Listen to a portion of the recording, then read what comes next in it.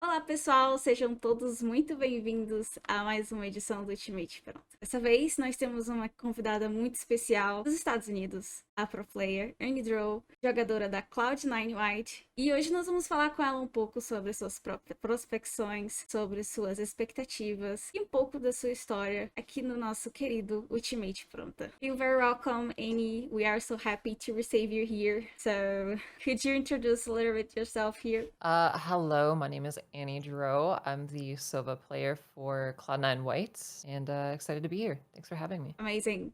It's so good to receive you here today. We received literally, and we want to hear from you a little bit more about your history in esports until you arrive in Valorant. Yeah, so I don't have a big history in esports. I'm relatively fresh, relatively new. I started out as like a streamer. I streamed Overwatch and just like other FPS games until Valorant beta came out. I played that a ton. I was like very addicted to it, played like 12 hours a day and basically fell in love with the game. And from there, I started to get into the competitive scene a little bit, into the esports scene, and found a team. And yeah, here I am. Amazing. And what did you expect from the competitive scene in the beginning of the Valorant? And what do you see now once the game came out and what happened? I guess I expected it to be a little bit like the CS scene. Like I think like comparing Valorant to CS is probably like the most accurate representation of like what the esport was gonna like kind of be like. And so I did think there was gonna be like a little bit variety from like Counter-Strike too, because I know there was like CS pros going over to Valorant were pretty much like bound to succeed. But I thought it was like very interesting that Overwatch players were coming over, Rainbow Six players were coming over to Valorant and becoming pros and doing well. And so to me, that kind of like showed that the esports scene could have like a little bit of variety to it. And like anybody could get into the game and like go pro if they were willing to work hard, basically. You told me that Valorant is a game of opportunities and people that can grind the game and hard and give your best can have opportunity. And talking about the scenario that we are in, that is the familiar scenario, what do you expect for this year of 2022, since we have some expectations like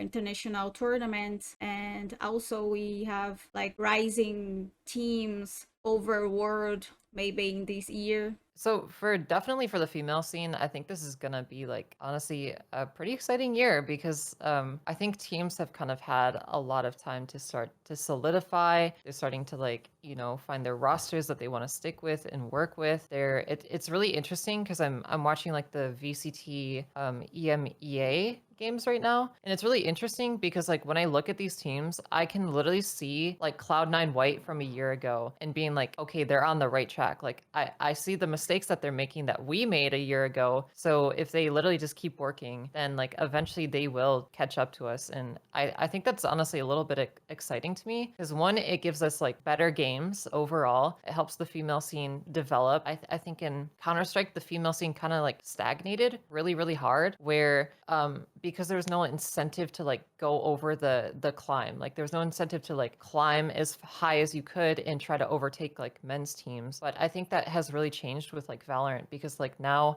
like female teams are starting to get used to the idea of like, okay, we can start playing in open tournaments against guy teams and we have a chance to win against guy teams. And I think that's really exciting because I think more and more teams are starting to do that, I guess. So Yes, and according to your experience, what do you expect from Valorant in the future for women and minorities in general? I expect the scene to just keep growing, honestly. I think the way Riot is just like handling everything is they have some sketchy decisions sometimes, but I think in general they know how to run a good esport, and I have a lot of faith that it'll just keep growing and growing and growing until even the general population will just like know about Valorant. They'll just be like, oh yeah, Valorant, it's that, game, it's that esport. And what the contributions and outcomes you would likely to see in the future with Riot and others to encouraging the professionalization of the Valorant in general? I mean,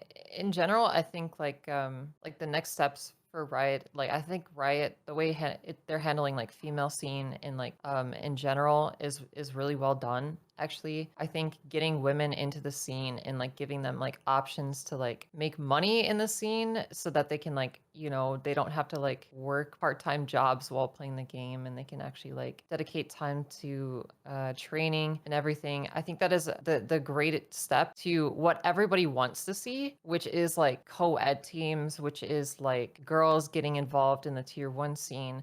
This is how you do it. This is like the first step, and it will come in time. And I think the reason it didn't happen in other games is because no other company was willing to like give the female scene any sort of day. They're like, you're a girl, you want to be a pro, just work harder. Like just work for it, forehead. And it's like they don't understand that there's like a lot of like barriers that people are starting to become aware of, and they've always been there. So I think the way Riot is handling it is really nice. And I think it's setting up a good future for esports in general, because when people are tired of Valorant, like these girl pros who were in Valorant, they can just go be an esports pro in other games with the experience, with like their knowledge and everything. So I just think it's really good future for esports in general. So do you believe that this contribution Valorant can get out of this game for other games, and also to invade the e-sport scenario in general? Yeah, I like the term invade, but Yeah, it's definitely possible. I mean, like when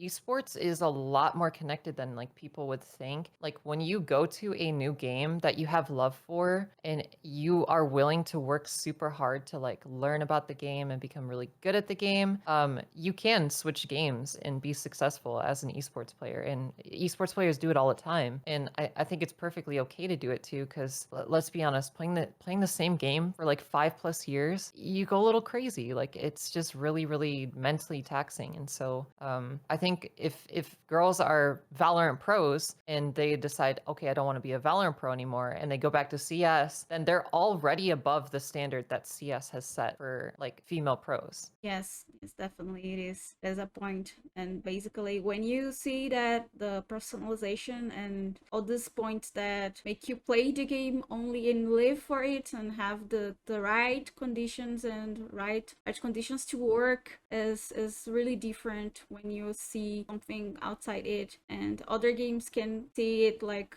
yeah, this is the real professionalization, the real scenario that everybody should be playing in. So definitely it is a point. Talking about a little bit of North America scenario, what do you think that Cloud9 White can like have the main goal for 2022? So for our main goals for Cloud9 White, it's always been the same. We just want to be the best team we can, regardless of gender, right? It really does not matter to us if we are considered the best female team, because that's not really our goal. Our goal is to just be the best team that we can. And you know, like we're gonna fail. We're gonna fail a lot because it's very hard, but that doesn't really like deter us from trying, because if we're willing to try and we're willing to like take that like hate that we face and take that criticism from everybody who says like, give up, you're never gonna take over these teams. Like if we just give up, then we're setting like a bad precedent, and we're not allowing other female teams to also like follow with us. Like the point isn't just for like one female team to like break the barrier. It's for like the female scene in general to like band together and like work hard together, so that like some of us are able to break through that barrier and show and inspire, basically. Like it's like a trailblazing effect, basically. So I think like for C9 White's goals, we just want to like win. We just want to get good wins against like reputable teams. We want to really define our play style. We don't want to like have like a copied play style from a team. We really want to develop ourselves as players. Amazing. So you told about being the best team, not only the best team in the female scenario. So it's amazing. I have a question. So do you think that is it possible? Is it near future can be really mixed teams with men and women playing together in Valorant or other esports teams, and also, for example, as as we saw in EMEA VCT Game Changers, that could be allowed maybe in the future, mixed teams playing the VCT Game Changers. Yeah, I think everybody talks about like mixed teams as like the end goal of integrating like female pros. And I think that's like a great like end goal to kind of have. Like obviously because of the history of esports, that hasn't really been like it really hasn't been the best. And there's a lot of like issues that we're starting to become aware of and like solving it. And I definitely think in the future, esports in general will become more diverse. There will be more women pros as like women pros are taken more seriously. I mean, just the fact that like people don't really take women professional gaming seriously at all just kind of says a lot about, you know, why would somebody even go professional as a woman in the first place? Like if they're just going to be criticized. We had people like Potter who were on Evil Geniuses, which is they were a co-ed team. They were criticized immensely. Like they were criticized at every single match. There's like Potter copy pastas, you know, hating on her in every Reddit thread. There's people being super critical of Potter. And then the second she goes to a coaching role, people are like, wow, this is a great move. Like, I love Potter. You know, she's like, she's awesome. Like, she's so smart. Like, she's a great player. And it's like, where was that support when she was actually playing? Like, it was nowhere. And so that's like sort of like the biggest reason that I see of like why women don't really want to be on co-ed teams is because they will be the scapegoat. They will be criticized way more than their male partners. And you could say like, well, wouldn't they want to be on a male team to like prove everybody wrong and like blah blah blah. And it's like, well, it's really easy to say, yeah, just be a hero. But when you're in that hero role and you're facing that criticism every single day, it is so mentally draining. It is so incredibly mentally draining that like most people, 99% of people would break immediately. And it takes that 1% of mental fortitude to actually stick with it and like and try to prove everybody wrong. And so that's why you don't see like a lot of co-ed teams. And I think we will in the future. It's just going to take a lot of time until people are started to take female gaming like seriously, basically. And I think we're on the right step too, because I think the female scene is developing really fast. It's developing faster than any other esport, specifically in Valorant. So yeah, sorry, that was like a long answer too. Yeah, I'm so happy to hear that. Which is your or your team, if you want to talk about in this and talking about with by your team, maybe the main team that you want to face, maybe in the VCT or VCT Game Changers that you want to face this year of 2022. Like, this team is like a team that we want to face because this team is very interesting team. I really like they game, so I just wanna face them on the server. Yeah, in terms of like VCT Game Changers, I think I'm pretty excited for like the LAN that's coming up. I think like everybody at C9 White is kind of like simping for like the Brazilian Valorant teams, and also like I'm pretty excited to meet like, you know, Guild and 10 Star, and like I'm excited to play them, but I'm like honestly more excited to just like meet all of them too, because I feel like there's the female scene in Valorant is actually kind of like, I don't know, it's more of like a homey vibe rather than like I hate you and we're rivals kind of thing. So that's like, it's really nice to kind of see that. And in terms of like the other teams, I think we do scrim like most we've probably scrimmed every tier 2 team in most tier 1 teams. And honestly, I think I'm just excited to like beat tier 2 teams, especially in like tournaments. I think like getting like good wins against tier 2 teams kind of like solidifies our position as like, yeah, we're here to like compete. You know, it's really rough when we like lose to a team that like we kind of feel like we're better than, but we let like other factors get in the way, like performance anxiety or like nerves or something. But I mean, it's just like, it's all of our first games competing. We're trailblazing. We're like in the lead position, which kind of like puts a ton of pressure on us. And so we're all battling all of these like internal feelings while we're playing teams. While these teams that we're playing, like these guys teams that we're playing, they don't care. Like they have so much confidence against us. They don't feel any anxiety playing against us. We have the pressure on us. And so I just think like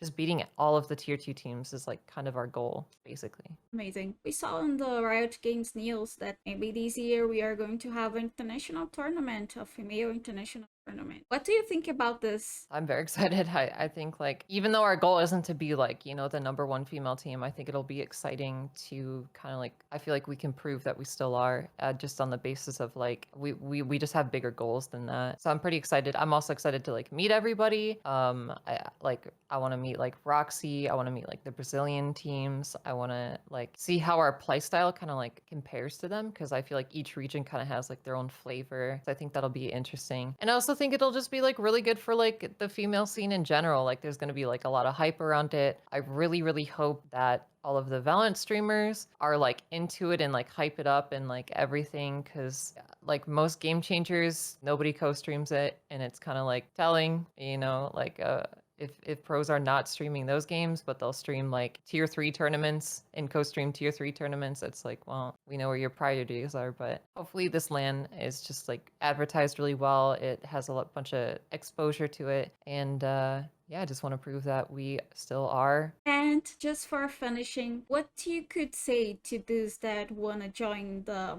esports scene, Valorant scene, mainly for women and minorities? Definitely takes a lot of hard work with anything esports related. You need to work hard, you need to train hard, and you also need to be very open-minded. You need to be you basically have to criticize yourself and hold yourself accountable to your mistakes. So when you're trying to become an esports pro, the #1 thing that you could start doing is recording yourself, watching yourself play, and really trying to like figure out like, okay, I died here because I did this. I could do this instead. So really trying to like fix tiny mistakes because even the little tiniest mistakes, they add up in the long run, especially against good players. Good players know how to like take advantage of like very tiny mistakes. You also need to be the type of player that can take advantage of other people's mistakes and everything. And so I think like I don't know, you just have to work hard, but if you love playing Valorant and you love competitive gaming and it's something you're willing to try for, like you should go for it because it is honestly like really fun, especially when everybody on my team is playing well and we have like that energy and we have that vibe together. It honestly is just like super fun, and I don't know, I just have a lot of love for all 4 of my teammates. Amazing. I just forgot one question. What is the meaning of VCT Game Changers? I mean, you can say in the professional or in the personal and everything, you can be free. So I think Riot's goal for VCT Game Changers is like probably to have the end goal of like integration of like co-ed tournaments and like co-ed teams and everything, which I'm kind of on board with. If there was like even just a girl who wanted to go on a co-ed team, I would 100% like be rooting for them. I would be like hyping them up. I think like trying to like have this like pick me attitude of like not supporting, you know, a girl because she's on a co-ed team is just kind of like it's getting outdated, honestly. I feel like women are starting to support each other more and it's really nice to see. But I think the overall goal of VCT Game Changers is definitely getting women into professional gaming and then having those like women either move to different esports or move up into Valorant esports. So I think it's a really good like introduction to becoming like a tier 1 pro basically. So you can also send you the last message for everybody's watching this interview now, Anna. I mean, I don't have much to say. Yeah, I like Valorant and yeah, that's about it. Thank you so much for coming. Thank you so much for your interview. And I hope you guys liked this interview today. See you soon.